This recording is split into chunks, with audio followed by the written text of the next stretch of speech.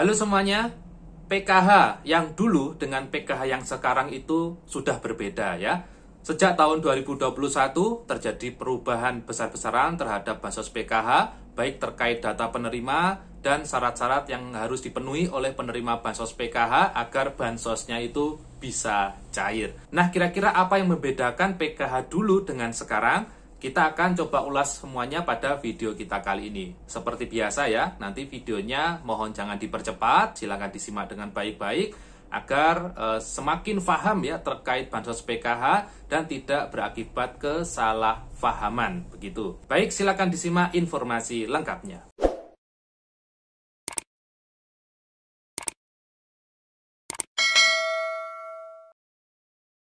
Assalamualaikum warahmatullahi wabarakatuh. Salam sejahtera bagi kita semuanya. Senang sekali ya saya Haris bisa berjumpa lagi dengan Anda semua masih di channel YouTube Hariska Vlog Playlist Info Bansos.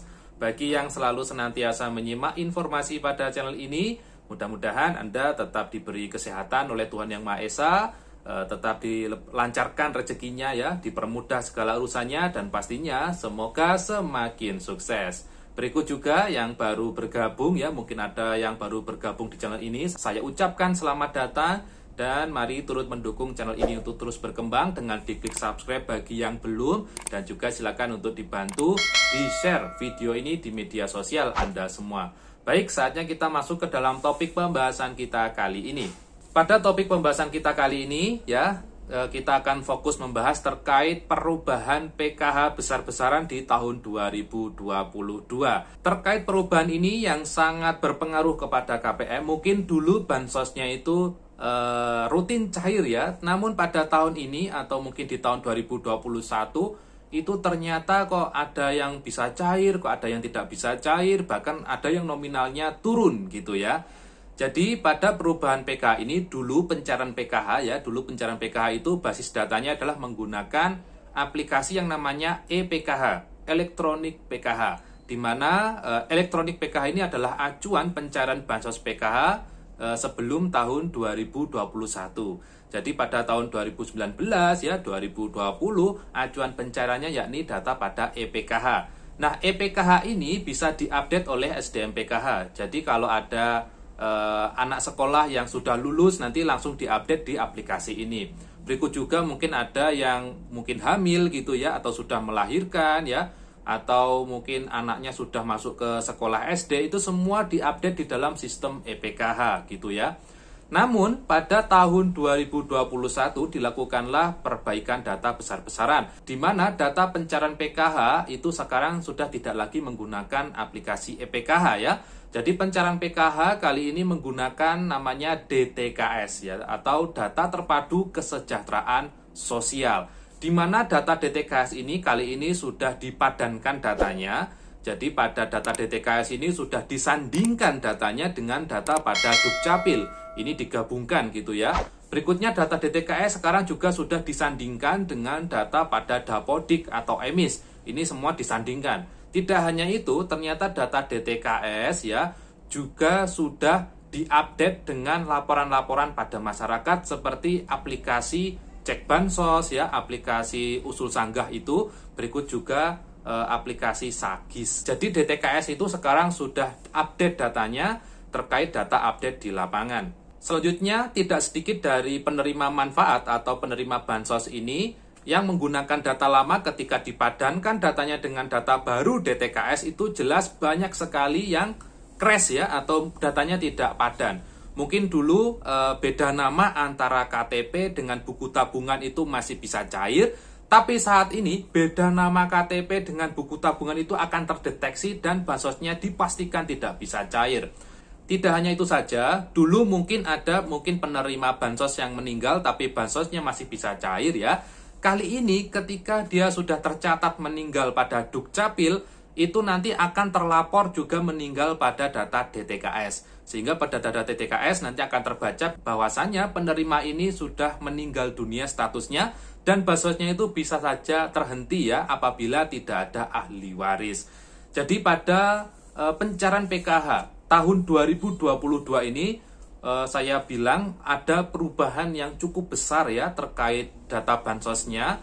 Memang banyak sekali yang tidak bisa cair, namun kali ini data bansosnya itu sudah semakin baik ya, semakin padan. Bahkan sekarang ketika untuk ngecek anak sekolah saja, kalau dulu masih menggunakan EPK dan diinput secara manual, kali ini untuk cek apakah anak dari penerima bansos PKH itu sekolah atau tidak, itu cukup menggunakan data DTKS yang sudah dilingkan dengan data Dapodik. Jadi apabila anak ini belum tercatat di dalam data Dapodik atau EMIS di sekolahan anak Anda ya, nanti akan terbaca juga di DTKS jika anak ini masih belum sekolah atau statusnya masih belum aktif.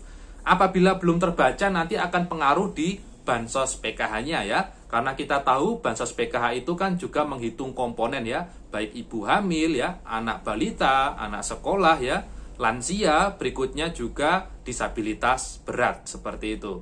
Lalu bagaimanakah nasib KPM yang tidak bisa cair? Nah, bagi yang tidak bisa cair ini, dulu memang sempat banyak KPM yang tidak bisa cair, namun akhir-akhir ini ketika sudah dilakukan proses perbaikan data, jadi KPM yang tidak cair ini kan kebanyakan karena datanya itu tidak valid ya. Ketika SDM juga membantu perbaikan, bahkan di desa juga di kelurahan juga membantu perbaikan, semuanya membantu perbaikan data, dan datanya sudah dipadankan dengan data yang ada di KTP atau KK-nya. Dan ketika datanya sudah padan pada tahun 2022 atau juga di akhir tahun 2021 kemarin, juga sudah banyak penerima bansos yang bansosnya sudah bisa cair kembali seperti itu. Namun tidak sedikit juga di tahun 2022 ini banyak sekali penerima bansos yang bansosnya masih belum bisa cair. Kalau belum bisa cair, Anda juga bisa melakukan cek dulu ya. Ada dua cara ceknya, apakah nanti Anda masih aktif atau tidak di kebesaran bansos. Video untuk cek bansosnya itu bisa Anda simak di video saya berikut ini di atas. Jadi saya sudah mengupload terkait cara untuk cek ya, apakah statusnya masih aktif atau belum. Berikutnya untuk cek lebih lanjut Anda juga bisa berkonsultasi ya di operator SIG-NG di desa ataupun di dinas, atau Anda bisa mendatangi operator PKH ya di dinas sosial kabupaten atau kota Anda setempat untuk cek secara lebih detail apa masalahnya. Apabila Anda tercatat sudah graduasi ya, mungkin Anda lupa dulu, mungkin sudah mampu atau kaya dan tercatat sudah mampu atau kaya di dalam sistem, itu dipastikan bansosnya memang tidak bisa cair. Namun apabila di sana tidak cairnya karena mungkin ada data yang masih belum valid, nanti akan coba mungkin dibantu untuk usul perbaikan ya. Apakah yang perlu diperbaiki, apakah di data Dukcapilnya ataukah di data bansosnya, seperti itu. Baik, mungkin itu terkait perubahan PKH di tahun 2022 ini. Sebelum saya menutup video ini, ada baiknya saya sampaikan bahwasanya program bansos ini adalah dari Kementerian Sosial ya. Dalam hal ini adalah Kementerian Sosial sebagai pemilik program baik PKH, BPNT, PBI dan lain sebagainya. Maka terkait bansos sekarang itu karena juga menyesuaikan kebijakan terbaru, jadi data bansos sekarang itu sudah sangat dinamis ya. Jadi kita harus siap menerima perubahan ini, karena juga selaku penerima manfaat juga harus siap menerima ya apapun kebijakan terbaru dari pemberi manfaat, dalam hal ini dari Kemensos. Dan mari jadikan bansos ini sebagai motivasi ya. Jadi kalau bansosnya cair ya digunakan dengan sebaiknya, dan jangan sampai terlalu berharap lebih akan bansos. Nanti kalau bansosnya tidak cair juga akan kecewa seperti itu ya. Dan kami juga selaku SDM juga mendoakan pada Anda semua, mudah-mudahan Anda semua semakin sejahtera ya, dan agar tidak ketergantungan akan bantuan sosial. Baik, mungkin itu dulu informasi yang bisa saya sampaikan ya. Ketemu lagi dengan saya Haris ya di video saya berikutnya. Mohon maaf kalau ada kesalahan kata dan ucap, dan wassalamualaikum warahmatullahi wabarakatuh.